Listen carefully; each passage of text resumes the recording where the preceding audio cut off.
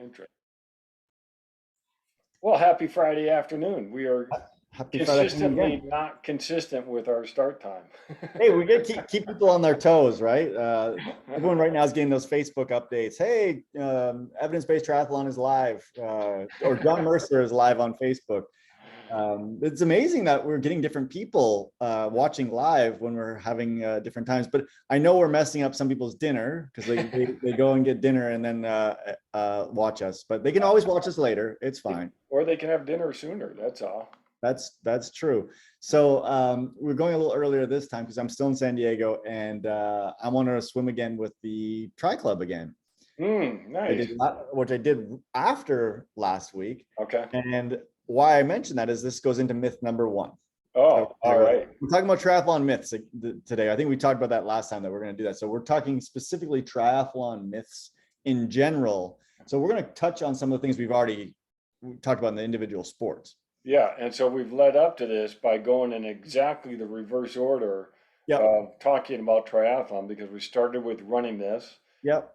Then we did biking this, and then we did swimming, and now we're finally get to triathlon. Exactly. I love it. So the first myth that we're talking about, these are from 220 Triathlon, which is a really nice magazine out of the UK. But the first one is keeping up with the group makes you faster. And I know we talked about this, I think with running, and I think we may talk about it even in cycling. And why I mentioned the swimming is I swam with the triathlon group down here last week. And there's different distances they swim. So there was about 30 people, which was great. And so it's in La Jolla, and some people go to the half, the 3/4, or the full. Okay. And so most of the people last week went to the 3/4, I would say. And so it's about 1,000 meters each way. Mm-hmm. And so we got to that point, and one lady was like, I want to do the full. And I'm like, I'm only out here a short amount of time. I'll do the full. Okay. And not recognizing that she was a way faster swimmer than me.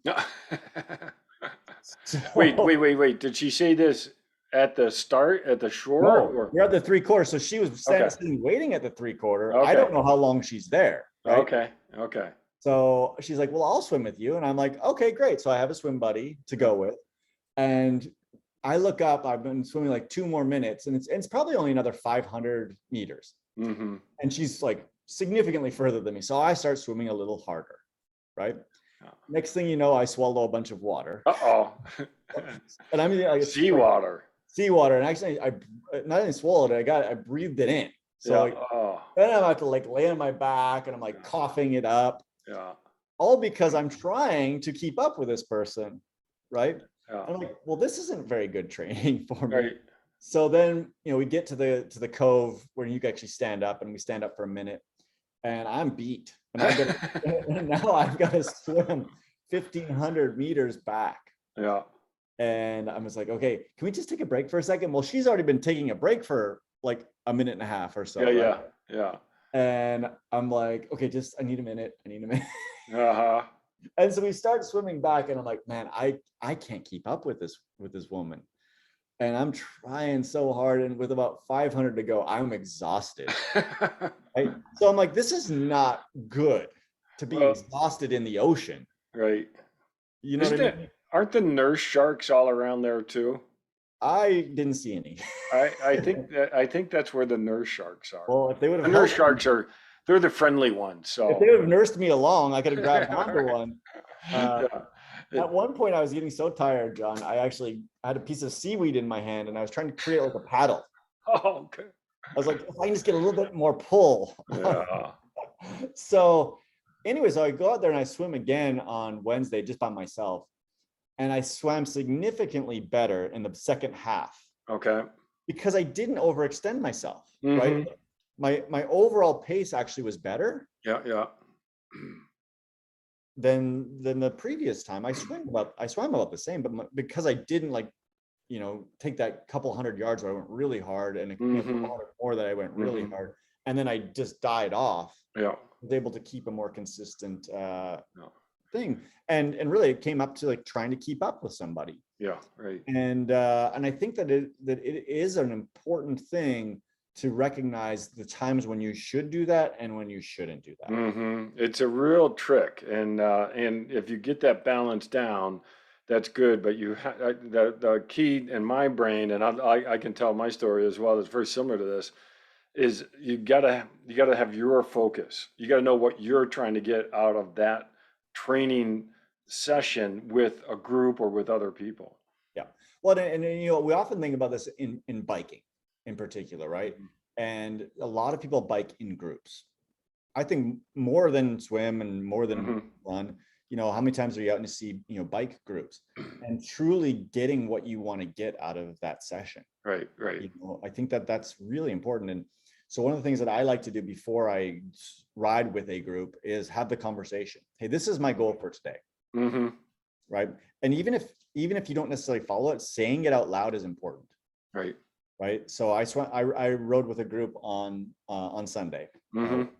And you know, one of the people I rode with is actually a listener of our show, so this is good. Nice. And there was some pretty good climbs, and you know, one of the guys we're riding with the group, he goes up the road. I can keep up with him. Right. I choose not to. Right.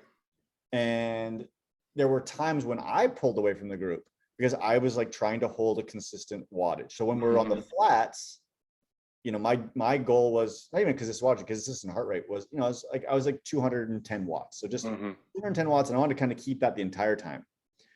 And so as soon as the road goes up and, you know, 2 or 3 guys go up the road at 300 watts, it's really easy to be like, okay, I can do 300 watts. I can, you know, this is a 5-minute climb. I can hit these guys. But it's, you know, that's actually an easier thing to do mentally than just be like, okay, I'll see you guys at the top. Yep. And it doesn't mean I'm weak. It actually, I think it means I'm strong to be able to do that. You've got to be deliberate and selfish on what your training session is for that day. And you're right. It's actually hard because on one hand you're taking a piece of humble pie, where instead you know the competitor and you wants to come out and you want to get to the top of the hill before someone, and that's, you know, that could be the point of a session, but that's not the point of every group session. So tomorrow I'm riding with a really good rider. So we've actually, you know, talked to him several times. I'm riding with Chris Thornham. Okay. You know, so formerly of Flow Wheels. Yeah. And he's a really strong rider, and we've already discussed it. We're going 5 hours, and we're gonna, on the hills, we're going to go hard. And so, but this week I've been careful, right? Like I haven't put myself because I know that tomorrow's ride is going to be very hard, and I'm okay with that. Like but if I would have went hard all week, then that's not good, right? So tomorrow I'm going to keep up. That's the plan. And I think that once you start to develop that and understand when and where and why are you doing this? Like, I'm doing this because I'm going to a conference next week, and I'm going to have pretty much a recovery week. So it's okay to dig myself a little bit of a hole. And but I wouldn't do this if, like, I knew, hey, then Sunday I'm going to ride again, and Monday I'm going to run, and I wouldn't do that. So it's when and where to keep up. No, that's great. And so the myth is keeping with the group makes you faster. And I love this because both you and I are strong advocates of doing group rides and riding with other people, or swimming with other people, or running with other people. But your point is so good that you've got to just be deliberate. And when you've got a hard ride ahead of you, and that's what the group ride is, that's perfect. But you've also given an example of where the group ride, it's not a hard group ride, and you just sort of let the group sort of do what they need to do, but you're getting your session out of that. Yeah. And then the other side of it is, what if the group is a lot slower than you? Yeah, right. And that may be a session that you want to have as an easy session. You know, the value of a group is, you know, we're doing this for fun. You know, and so congregating with other people and meeting with other people and chatting with other people, that can be part of the benefit of being in triathlon, and you're meeting people in swim, bike, and run training sessions, and they could be different people or it could be the same group. And so, going for an easy group ride, that's fantastic. There's nothing wrong with it, but just knowing that that's what it is, and not every group ride has to be, this is going to be later on, I think, but has to be drop dead hard. Exactly. So I'll tell my story that's similar to you. I went and ran with a super fast group, and I did it purposefully because one, I wanted to, see these folks and say hi to them, but then also I did want to have a little bit of a challenge for me, knowing that I'm just trying to work my fitness back up, and I could not keep up with them, but that I did.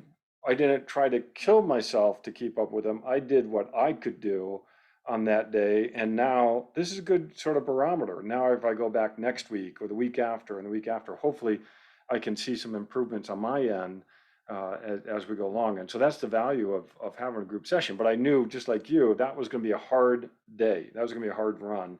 And now I sort of need to build my rest of my training around that knowledge that that's going to be a hard run. Yeah, no, I think that's exactly it. Don't fall out of your plan. I think that's the best. Right. Right. Have a plan, follow through with it. Okay, number 2, being wasted is the best way to finish sessions. And we're not talking wasted like drunk. I don't know. I don't think so, but you don't know. This is a UK Exactly magazine, so this is a really interesting one. And actually, it's funny. I had a conversation with somebody about that this week, and it was in particularly in regard to when it's supposed to be an easy day, right? If you're going for a long easy bike or a long easy run or a long easy swim, you should not feel devastated at the end. Like I think we did talk about this last week. We did, yeah. We've talked about this a number of times because it's one of our themes and one of our tenets that you and I really hold on to. Yeah, agreed. And so that, to me, that lets me know that you either went too long or you went too hard. If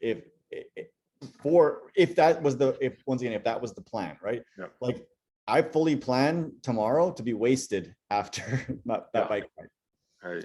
Like, I've already scheduled my 1,500 calorie brunch. Oh, nice.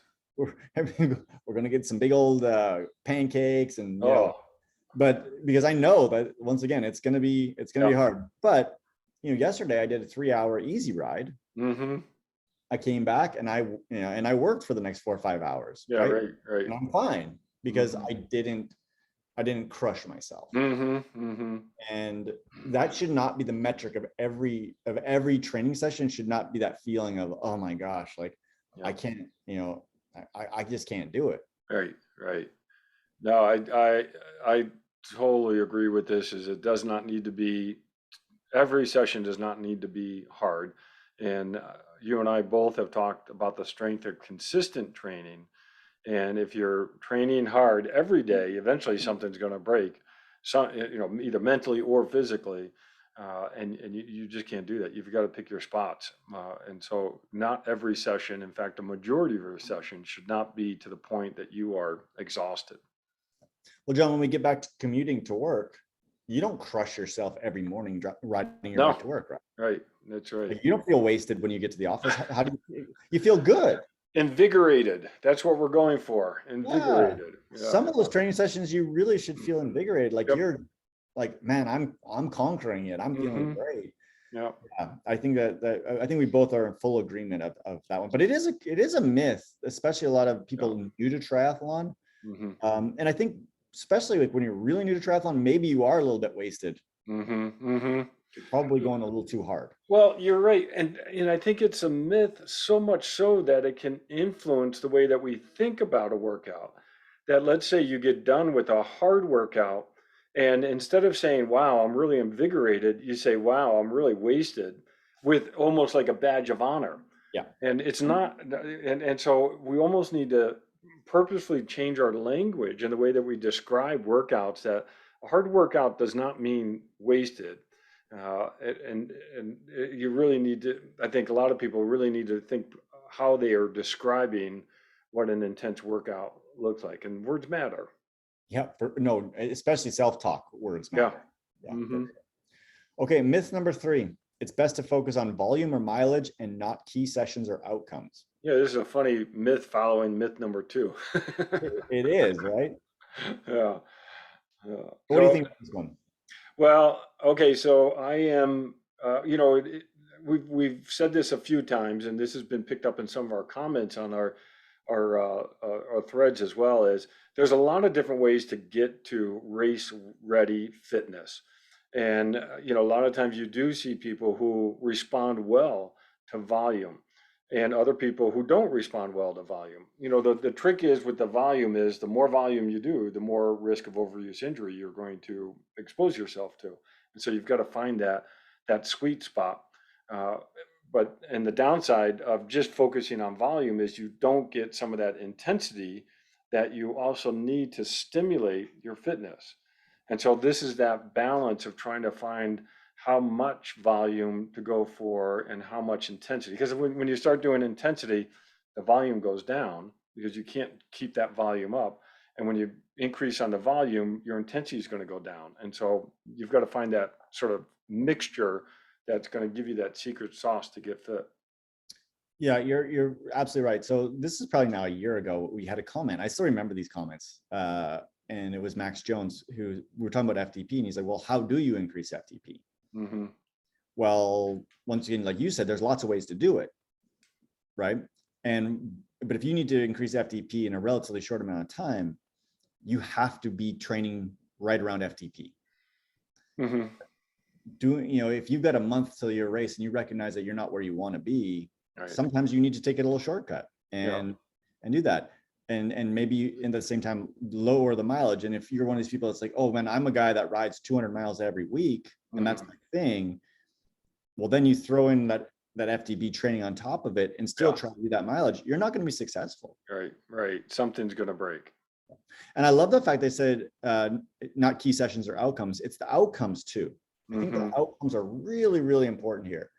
What difference does it make if you ride 200 miles a week or 150 miles a week if you have the outcome in the race that you want to have? Right. Yeah. Right. And we've talked about this in another context as well with body weight. Right? Does it matter if you're 150 pounds, 160 pounds, 170 pounds if when you race you accomplish the goal you want? Right. And I think that that's important, is looking at the outcome more than, did I accomplish these workouts? The one that's an interesting one to me is people preparing for an Ironman run. I've got to do a 22 miler. Yeah. It's important that I do that. And I'm like, gosh, like, I don't think you do. Right? Because I just think there's so much risk in the 22 miler or even the 20 miler, and your fitness can be built off of a lot of other ways, especially triathlon. Now in marathon running might be different. And so then they're looking at the volume instead of the race result at the end. No, that's great. And something that you've mentioned in a previous episode when you start trying to answer this question or address this myth is the distance that you're looking to compete in. Yeah. Because a sprint training program is going to be different than an Olympic versus a 70.3 versus an iron distance event. And that mixture of this intensity and volume is going to change a little bit depending on what you're shooting for. Yeah. And I think we talked about this many times, a little bit. Right? Yeah, right. There actually is not that much, in my opinion, there's not much difference between a sprint and a 70.3. I think when you get to an Ironman, there's a little bit more of a paradigm shift. But yeah, it is a really interesting thing. And then the other thing is, for most triathletes, I mean, I would assume people listening to us, because you got to be pretty hardcore triathlete to listen to us, I think. You're not just doing one distance. No, that's right. How many distances will you race in a year? Like, just say an average year. I know you'll race a sprint. You'll probably race an Olympic. You'll do a half, and you'll do a full. I will. I'll do all 4 distances. I love it. Yeah. So are you tweaking your training program that much? Um, right now, no, I'm trying to Right. get a training program going, but back when I was, racing a bit more, a bit, especially for a sprint, I would make sure as I would lead up to a sprint race that I would include some real high intensity Yeah. speed work, especially on the run, Yeah. more so than the swim, and maybe a bit more on the bike, but really especially on the run, just trying to get ready for that sprint pace that you need to sustain for a 5K. So the interesting thing I'd love to know, right, is if we actually did an outcomes study on you. Mm, Or one time you did a build for a sprint where you didn't do that, yeah. and one time you did do that, and was there any actual difference? There probably isn't. No, but So, I bet there probably is. I think there probably is a little bit, right? Maybe it's 20 seconds. well, it may be, but it may also be my either my propensity for injury during a race, because I know I've done a couple of sprint races where I did not do some good prep work, and all my hamstrings paid the price, and for a long time after a couple races. But then also, the speed work sometimes isn't. I'm not focusing so much on the physiological response I'm trying to get. I'm actually trying to get to even the neurological or maybe even that mental aspect of finding that pace. Yeah. How do you get into that rhythm? What's the heart rate? What's your breathing rate? Just practicing running that race pace or super race pace even at times. Yeah, agreed. Awesome. But yeah, no, that would be good. I mean, I don't know, but unfortunately, my training log is not detailed enough to pull that out. All right, let's go to myth 4. It's okay to adopt the same feeding regime as your training partners. I can't believe this is a myth. Should you? But here's the thing: is I think people do. They look at what other people are eating. Okay, I think it's more. I don't think it's in the individual thing. It's like yeah. people are always, oh, I've had people before ask me, oh, what are you eating? Like, Okay. and as I'm eating my Reese's Pieces, they're like, what are you doing? I'm like, I think it's a great fueling strategy to use Reese's Pieces. That's true. I think that there's a lot of that. And then people like, oh, it works for that person, so I'm going to do it. And so I think there's a lot of that going on. No, you're right. And that's trying to base a training program on anecdotal evidence. And we've talked about that. And that's not the way to build a training program, and especially around nutrition, because the research that's been done on even self-recall on what you ate in a day or 2 days, it's terrible. And even during a race, I try to be really careful about the level of accuracy people are giving in terms of what they had in a race. I mean, sometimes it's easy, how many bottles you went through, but it's the details of when you ate something or when you drank something is a little tough. Funny, I was talking with a colleague about doing some of this type of work during an iron distance event. And this colleague is, deep in the nutrition research, and she said just that. She says, "Well, how are you going to keep track of everything you ate? You can't do recall." And I said, "Well, that's interesting you said that, because I was thinking of taking a handheld recorder to be able to record. Oh, I just drank. Oh, I just ate this, or oh, I dropped that. I was, So you're right. This does happen, but we should not be. We got to figure it out for ourselves. You do. And in the article, it basically says, just because your friend can go 3 hours without eating Yeah, yeah. doesn't mean you should. Hmm. And I've seen this with people in group rides, especially once again, it's the cyclists, right? Well, nobody stops. So, and you've got a bar or something that you got to stop to get it out or whatever. Yeah. And so they don't eat, Hmm. right? Or, I almost always have a big breakfast. Hmm. And then usually like an hour later, I get out, and especially on my long, slow days, right? Because I don't have any GI issues on a long, slow day. Yeah. And so if I go and ride with you and you just woke up and you haven't had anything, well, I might not need to eat for the next 2 hours, Hmm. right? If I've had let's say an 800, 900 calorie breakfast, and I probably, and I'll trick you because I'm going to be drinking calories, Yeah. right? It might look like Hmm. water, but I'm drinking calories. And next thing you know, we're 2 or 3 hours in, and you like, whoa, when are we going to stop and eat? Right. Mm-hmm. Well, you haven't eaten yet. And it's like, same thing. It's like, it's kind of measuring against somebody else, Yeah. and you don't know the background. Right. Right. Right. So, and I think that once again, yeah, you need to individualize for you. Yeah. And, and I would contend that, and we've talked about this before, in triathlon, especially people that are more seasoned, and this goes to more seasoned people that are doing a lot of volume, most people aren't eating enough. Mm-hmm. Mm-hmm. While they're training. Yeah. No, I It's, think you're right. And especially for iron distance events, you've got to be doing more during training yeah. than you think you should be, because it's, yeah, you just, you don't. And again, sometimes it comes back to that badge of honor. Oh, I did this on, an empty stomach, or I did this, with the fewest calories. And that's not what It's it's not never a going to help you on. competition. It should never be a competition to say, hey, I did 60 miles with only 40 calories. Yeah, right, right. There's no prize for that. Mm-hmm. Right. Hey, yeah, I did a 5-hour session and I only had 2 gels. Oh, good Yeah, for you. yeah, yeah. Like, should you get a badge for being dumb? Right. Well, that's me. That's what I do. Oh, sorry. I didn't mean to pull you out on that one. I don't know. Yeah, you're calling me out now. I'm calling So you out. no, that's all good. But I am guilty of taking, a gel and then saying, oh, this gel cost me $2. Yeah. See, that's why I go with the Reese's Pieces. You can get I buy them by the 5-pound bag, Yeah, and it's like a 5-pound bag is like $20, and yeah, right. that lasts me a long time. And then Yeah, recall on how much I've eaten, I can look at my little plastic bag, and right, by the right. time I'm done, it should be empty. Yeah, yeah. No, that's good. Yeah, and I have done, calculated how much a long ride will cost me. And that's not what it should be. That should just be our enjoyment, and really focused on the training response. Okay, so I got to catch up with a comment here. Max says, Lionel Sanders maple syrup. And Yep. so that's interesting.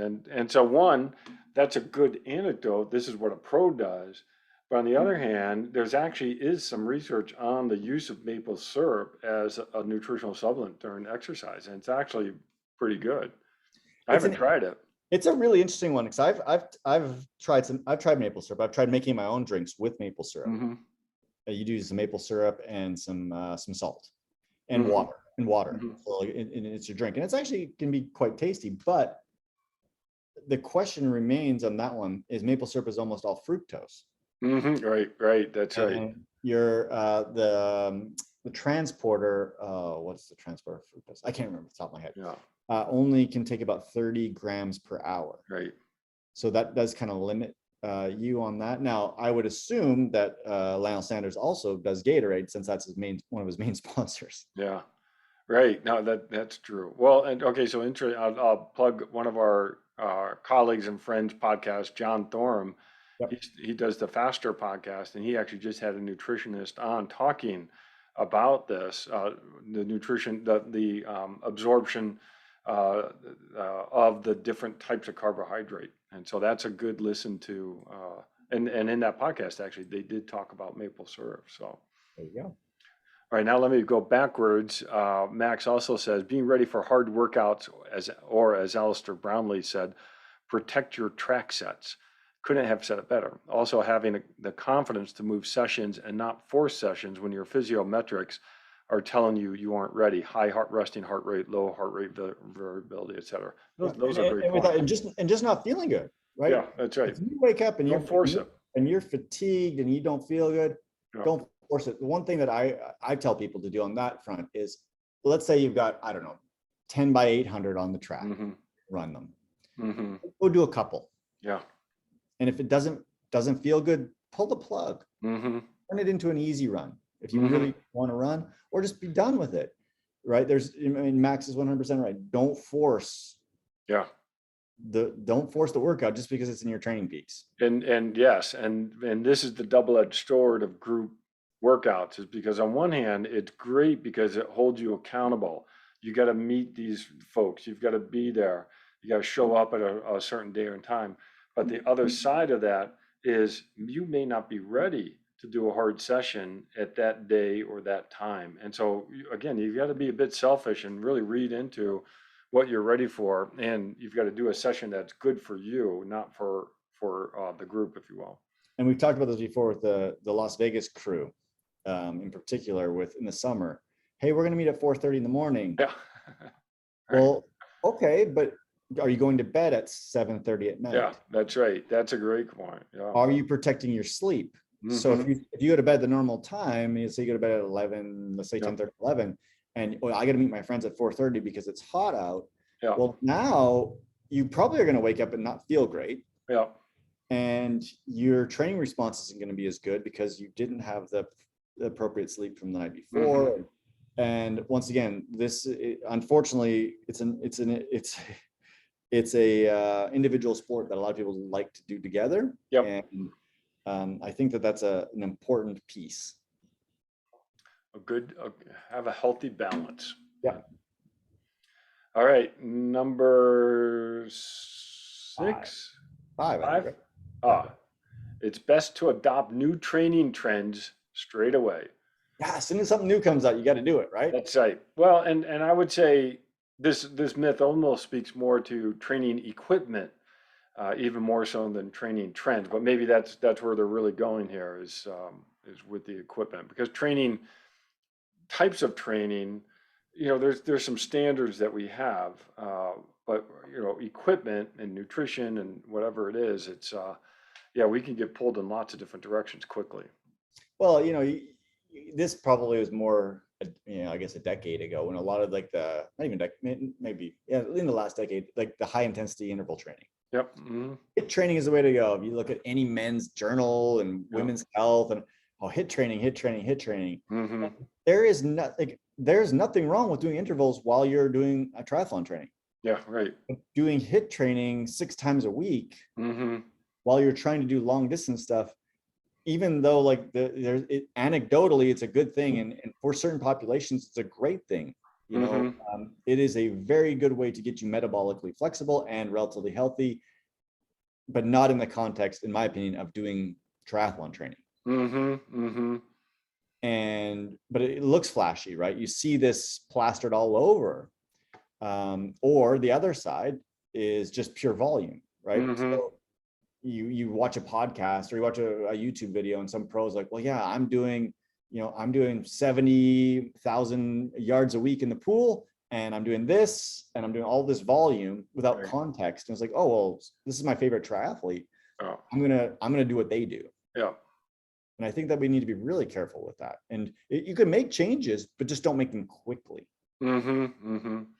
No, that great advice. And and it is, you're in this for the long term, and you and I talk about this as being a lifestyle as opposed to training for 8 weeks for an event and then you're done and you move on. I mean, the things that we talk about is how do you make this a sustainable lifestyle and training regime so you can do it for a year, for 2 years, for 5 years, 10 years, 15, 20 years, or do it for your lifespan. And I think that's what we've always focused on. And so, don't keep chasing that rabbit down that rabbit hole. Exactly. It's easy to do it. It is. And because you see, Strava can be either a great, device or terrible interface, because on one hand, you can see what other people are doing, like, oh, I got to go do that. Well, no, you got to do what you're doing and what your plan says, and look at the context of what they're doing. They may be training for a very different type of event or in a different spot in their training program. And you can't just chase, other people, in terms of what they're doing training wise. So let me give you another example on this myth, John, is let's say hypothetically tomorrow, the new hot thing in swimming was big paddles. Yeah, right. Right. And it's like, oh man, all these great swimmers are using big, huge paddles. Yeah. What would happen to you or I if all of a sudden we went from relatively small paddles to big paddles because everyone else is doing it? And it's like the hot myth. We're going to destroy ourselves. Yeah, that's right. Right. And that's really easy to kind of wrap your head around. Even when like super shoes came out, I wasn't an early adopter to those. I Right. was like, well, there could be something else to this. These actually could potentially be causing injury. Mm-hmm. They Mm-hmm. could, even though you might get a little faster, at what cost? Yeah. And Right. when I got my first pair, I was very careful about like slowly bringing them into the routine. Mm-hmm. And Mm-hmm. even today, I don't run in them all the time Mm-hmm. because once again, like I don't know, the fad is too quick to me, Yeah. and we don't have all the answers yet. No, too much change too soon is going to lead to an injury. The other And one is I like is just other equipment like bike equipment. mm-hmm. Yeah. How many times I've talked to people and like, oh, I tried this and now my bike doesn't shift properly. Mm-hmm. And it's like, they went to an oval chain ring, let's say. Oh, right, right, Right? right. And oval chain rings are notoriously difficult to get set up right. Mm-hmm. You get some dropped chains. The shifting is not as smooth, especially in the beginning, and until you get it perfectly dialed in, and you learn actually when you can actually shift and when you shouldn't shift Mm-hmm. the cycle. And it's like, well, I got these oval chain rings because supposedly they're going to make me 1% more efficient or Right, right. whatever. And next thing you know, you drop your chain in a race. Yeah. It's really these are easy things to fall down. And like, well, it should work. They were $300. Yeah, that's right. It's got to work. Yeah. But Hmm. no, I agree with you. Yeah. All right. So a couple comments here. Luigi adds, "We don't sleep in the summer here in Las Vegas." That's true. Really. I mean, if my wife and I, if we're not in bed by 8 o'clock, we're staying up. That's late. It's it's So terrible. funny you say that. We took our dog for a walk on the beach last night, and it was honestly such a beautiful night. Yeah. And next thing you know, it's 8 o'clock, and we're both like, "Oh my gosh, we haven't Yeah. had dinner yet. How can you be in bed by 9?" That's right. Because you got to get up early and oh Yep. yeah, to beat the heat. Okay, here's an interesting one. Brian writes, I anecdotally noticed my nutritional needs increased when I grew out of shape. A ride where I normally needed two gels, I double, triple calorie intake to feel like I didn't run out of gas. That's an interesting one. So here's what's interesting is as you start exercising, there are hormonal changes that influence digestion, and there can be a suppression of appetite due to exercise. And this is partly why you need to train with calories, especially for an iron distance, because there are instances where you get to a point where you're like, nah, I can get through this. I don't need this. But yet, if you're doing an iron distance or a 70.3 or even an Olympic, I mean, you may actually need those calories, but you haven't, your body isn't giving you the cues to take it in because you have become more fit and your GI system is responding to that exercise. Well, and then there's also a piece of this. It might not be pure fitness, but if you become less efficient Mm-hmm. of an athlete, you will actually utilize more calories Yeah. to go the Yeah. same speed. Mm-hmm. Mm-hmm. That's true. Right. And so there could be an efficiency side Mm-hmm. as well, that you're burning more calories. So yeah, biomechanically efficient, and then also just metabolically more efficient. Yeah. Right? We do actually know that if the fitter you become, the more metabolically efficient you'll become, and you actually need less calories to go the same speed.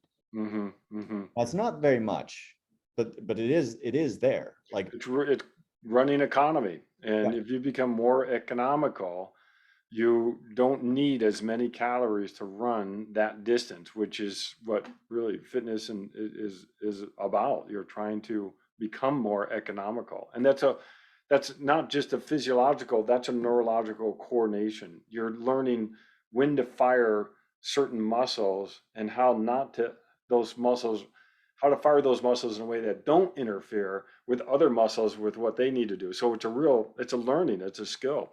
Running, biking, and swimming are all skills that you need to learn and learn that coordination. the best one I think to think of is the swimming. So if you take Yeah. somebody that is I don't know, they swim like a 230 per 100, and you Mm-hmm. put them up against somebody that swims a 130 per 100. If they both do 1,000, the person that's doing the 230 is burning way more calories, is Yep. Yep. utilizing way more energy, even if Mm-hmm. they just swim for the same amount of time. So Mm-hmm. let's say they go for 20 minutes each. So Yeah. obviously they're gonna go different distances. The person that was less efficient and the slower swimmer is actually going to be utilizing more calories. And I think it's really easy in swimming to recognize that. Maybe a little bit more difficult in your mind to think about the other sports. Yeah, great comment, Brian. Okay, Luigi adds another one here. I love this. I believe that most triathletes, we worry and make things too scientific. And, you know, the phrase that quickly comes to mind for me is paralysis by analysis. And we are guilty of sometimes over analyzing, you know, our data and looking at, you know, the minutia of detail, where at the end of the day, sometimes it takes hard, consistent work to get better. And sometimes there's no trick to it. You just, if you want to be a good runner, you got to run. If you want to be a good swimmer, you got to swim. If you want to be a good biker, you got to bike. And if you want to be a good triathlon, you got to do triathlons and get that experience. So on one hand, that's great. I think that for some people, the best thing they can do, honestly, is hire a coach and not even look at the data. Like literally just do what the coach tells you. And on the days you don't feel good, let the coach know and make a change. But and that's a great comment, because you're right. Because then the athlete can focus on doing the training as opposed to focusing on some of those details. So no, that's a really great point. And even when you're analyzing those details, unless you're a real student of triathlon, right, and data and metrics, understanding what they all mean and giving them context is extremely difficult. And you literally can go down the weeds on this, and you could spend hours learning and trying to figure it out and think you got it, and then you don't. It's difficult stuff. So I'm glad Luigi mentioned that. Yeah. Well, a master's program is 2 years, a PhD is 4 years, and you still can end up not understanding training peaks. All right, a couple more comments here. I got to keep up with them. So Brian responds, "I'm not slow. I'm burning the most calories." Hey, and that's true. I mean, sometimes if what you're trying to do is you're trying to use that energy, and you know, maybe someone's trying to lose weight or what have you. But yeah, no, I know he's adding some fun there. And Max adds in the weekly, hourly volume. And I think that's probably a response to what we did before. And then he also adds, of ITU Olympic level triathletes do almost the same amount of hours as pro Ironman guys and females. It's just a different distribution of energy systems. Oh, that's a great comment. Yeah. And that's true. I mean, well, and that's why Blumenfeld could win the Olympics and then win the Ironman. Yeah. Right. When you look at his training logs, and he's doing 70,000 yards a week in the pool, regardless, it's just tweaking the intensity. And I think he'd do pretty darn good at a sprint too if he had to. So. Yeah. Well, he did the Super League right after the 70.3 Worlds. Oh yeah, I didn't know that. Yeah, he did. So I mean, he didn't win, but he was still like in the top 10. So that's awesome. Okay. All right, next one. Adding 10% to weekly volume staves off injury. This is a myth, and we've talked about it before, particularly for running. There's no magic number. You know, people can get injured doing the same amount of volume. They can get injured by increasing volume too quickly. Now, the truth of the matter is, with overuse injuries, really it oftentimes is a volume / intensity paradigm. Yeah. But the number doesn't necessarily mean anything. You know, because there's so many other things. I mean, you can keep your volume the same or even decrease volume if you have extra stresses in your life, you're not sleeping well, your nutrition's poor, you could get hurt. Yeah. You know, in my opinion, the best way to stave off injury, and you know, and as a certified athletic trainer for a long time, is once again going back to just consistency and not adding things too quickly, not dropping things off too quickly. Yeah. And John, I think we should change the name of our triathlon show. I know we've talked about Mythbusters or whatever, but we should just call it consistency. Yeah, you know? That's right. You and I consistently meet every Friday, right? There's been very few Fridays we've missed. Now we don't consistently meet at the same time. We meet every Friday. We talk triathlon, and I think there's something to that, right? It's the consistency is. I mean, I wish I could consistently tell you how many times we said the word consistent in our podcast, and I think that it's the consistently doing things the right way and smart will stave off injury more than anything. No, that's right. And yeah, and you're right. The 10% rule, there's no evidence behind it. But on one hand, what we keep saying sort of, propagates this myth, and that too much change too soon will lead to an injury, or will increase the risk of overuse injury. But the issue is that too much just is undefinable. And it does, you do figure it out over time, keeping a good training log. Maybe you can figure out what you can adapt to, and what that time period is. But it's, on one hand, the 10% rule is a good idea, be consistent. But on the other hand, 10% is just not, you can't you can't go by that rule, by that number specifically, and be injury free. And we'll have another podcast, and I'm going to write this down right now. That we're going to talk specifically about kind of game planning around avoiding injury, because there are things we can do, and that are way more efficacious than the 10% rule. Yeah. All right, last one. Oh no, I think we got two more. Oh no, two more. Yeah. Second last one. Dehydration of 2% means a 10% performance drop. Oh man, we have talked a little bit about this before. Yeah. The I've got a whole ACSM position statements, the NATA position statements. Okay, So, go ahead, Joe. yeah, I mean, I've got multiple lectures on this topic specifically in my physiology of endurance performance class. And I'll tell you, this is, on one hand, there's some good evidence. You get dehydrated, you slow down. Really, it's more likely related to core temperature. That if your core temperature goes up, you're going to slow down.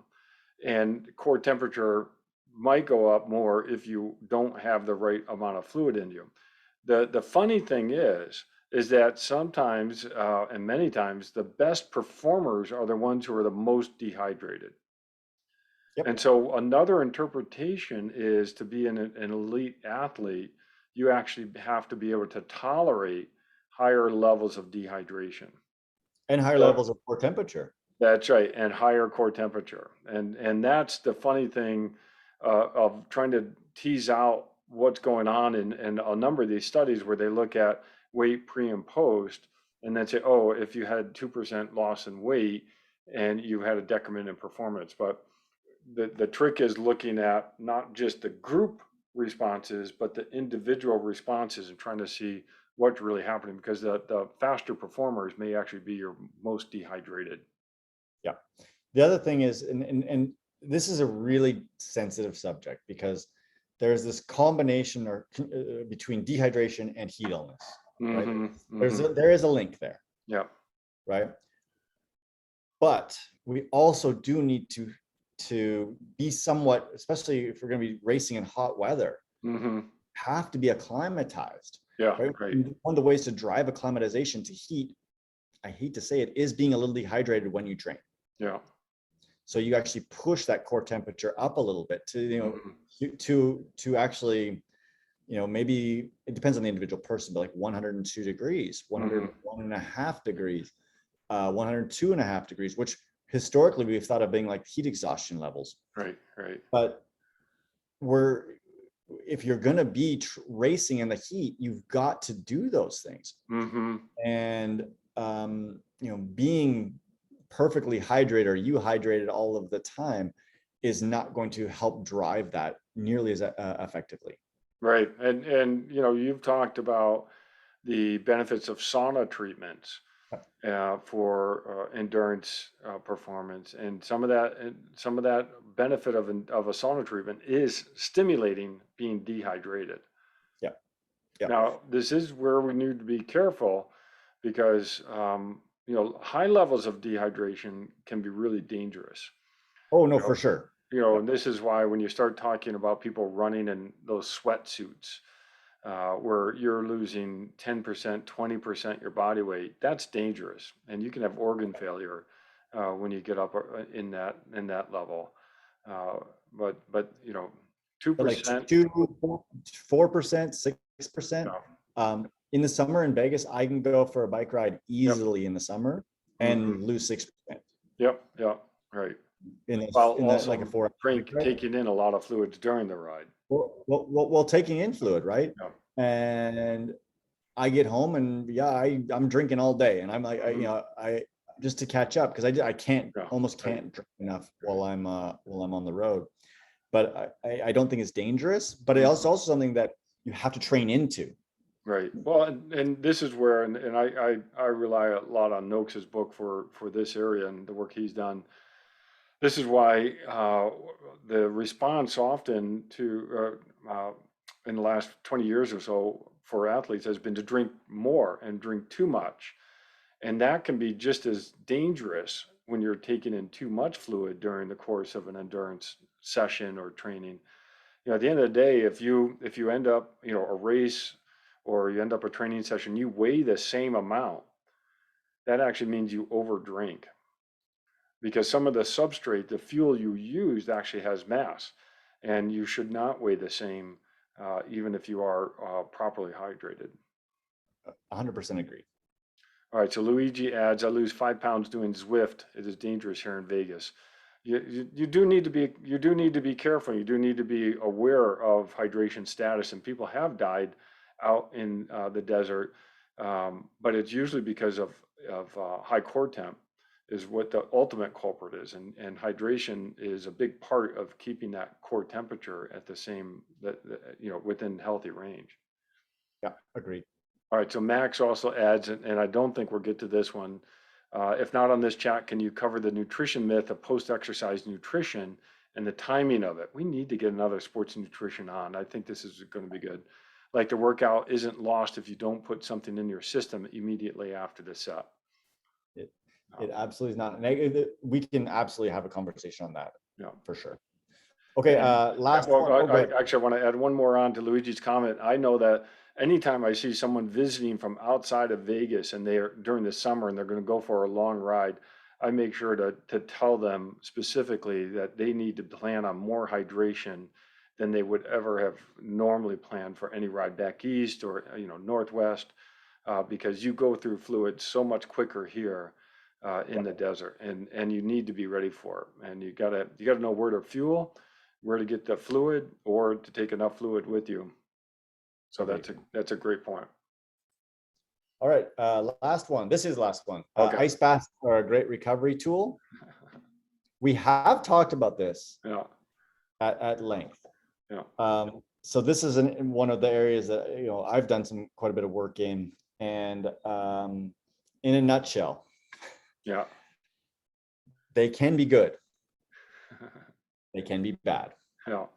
For an individual session, if you need to do another session relatively quickly after, they probably are good. Mm-hmm. If you want long-term gains, they're probably bad.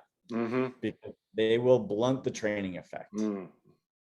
Right? But if you, for example, you do go to a half Ironman and it's been, especially if it's been hot, and you don't have anything on your training schedule for the next week or so, and you don't care about the fitness as much about the fitness you gained during that half Ironman, an ice bath is perfect.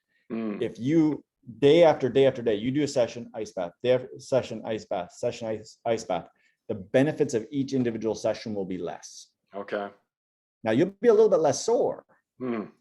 but remember the soreness is your body's inflammatory process. It's the response to training that allows for is actually signaling rebuilding, and you don't want to blunt that rebuilding process. And I used to work a lot in soccer, and the kids would do 5 games in a weekend, right? Mm-hmm. And I would advocate it. I'd say, hey, you got 5 games in the weekend, and we don't care about the training of this. We want to win the tournament.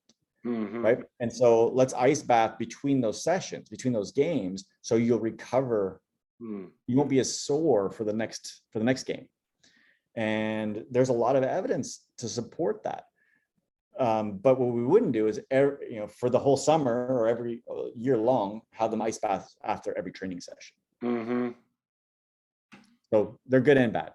Oh, I love it. Yeah. So when I get done with my long ride and I jump in the pool, does that count as an ice bath? Oh, okay. Not at all, because it's not cold enough. Mm-hmm. You got to be down in the 50s. Okay. Like low 50s.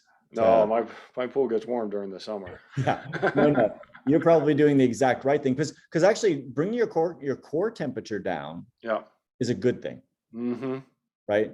But not to that extent, like not of ice water, but like you jump in your pool's like 85 degrees, and Yep. your core temperature is, say, probably 102, and Mm-hmm. in that case, you'll slowly bring it down to Mm-hmm. 99 Right. probably. There's nothing wrong with that. Mm-hmm. I love Don't do it. it in the winter in Las Vegas. Oh, Yeah. yeah, that's cold. I mean, I can see you Zwifting. You do like a 3 hour Zwift. You're all hot, and you go jump in the pool. Well, that just is crazy. Well, yeah, my spa heater, in the winter, it can take sometimes 2 hours to warm the water up to get, ready to go in. So yeah, I could jump in the pool and then jump back in the hot tub. But yeah, You're gonna figure out a way to capture your heat from when you're Zwifting yeah, and use it to yeah, heat right. your hot tub. You probably get enough calories to actually do that. Yeah, I think that's going to be our next technology boom is using our indoor trainers to charge our rechargeable battery. I know that Well, there's actually a lot of I can heat up a room. I can tell you that. there's there's a funny video on watching someone trying to run a toaster on the Mhm. bike and toast the toast by biking, and it's actually a lot of you got to generate like 700 watts Oh, it's for a crazy. pretty sustained period of time, and that is not easy. So one more point that's sort of combining the previous comment about hydration, core temperature, and being dangerous in the ice bath. If you are worried about core temperature and someone overheating at a race, get them in an ice bath. I mean, that's the number one first line of defense to get someone, to prevent them from getting any worse That's an is get them athletic cooled training off. board of certification exam question. Oh, is it? Oh yeah. First sign of heat stroke. Well, here's the thing. You should actually use a rectal thermometer to measure Oh, their core temperature, right, right. and it has to be rectal. Mm-hmm. And if it's above 104, you put them in an ice bath, and you take the thermometer, or you keep the thermometer in, and you take them out when they get to 102, because you don't want to Mm. overcool them either. Okay. And yeah, there you go. There's your certification Yeah. exam There you question. go. Oh, I love this. These are some good myths. Some Yeah, good no, this is discussion. great. All right, well, that's perfect. Hey, I actually do need to run Okay. because I got my swim group I'm going to meet. But awesome talking with you. And next week we'll be talking from hopefully the airport in Philadelphia for me. That'll the city of brotherly love, right? Yeah. That's it. Exactly. All right. Hey, thanks everyone, Awesome. and thanks, Ted. Good Thanks, talk. Tom. Okay, bye.